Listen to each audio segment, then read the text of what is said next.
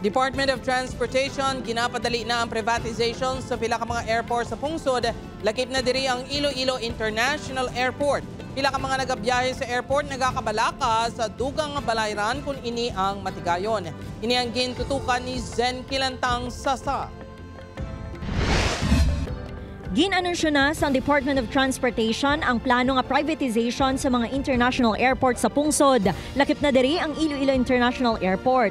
4 ka Philippine airports ang ginapaabot nga ma-privatize sa tuig 2025.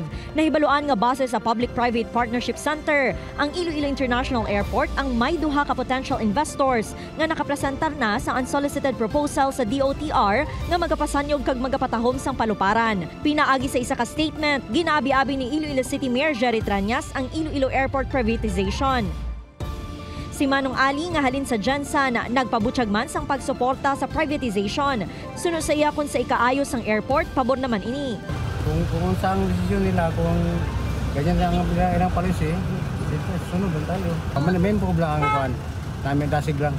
Apang ang pila ka mga taxi driver nga nagabiyahe sa airport, nagakabalaka nga madugangan ng ilabalayran sa pag-pick up kag pagdulong sa mga pasahero. Sa subong 35 pesos ang terminal fee nga ginasukot sa ila.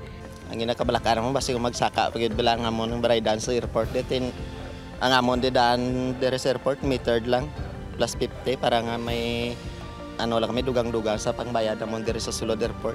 Ginpahayag naman ni Iloilo Governor Arthur Defensor Jr. nga iya usisaon sa DOTR ang resulta sang negosasyon sang regulating agency kag sang proponent bangod sang September 30 ang deadline sini. Magapatigayon naman sang Swiss Challenge para sa kahigayunan nga magpatuman sang privatization pagkatapos ng negosasyon.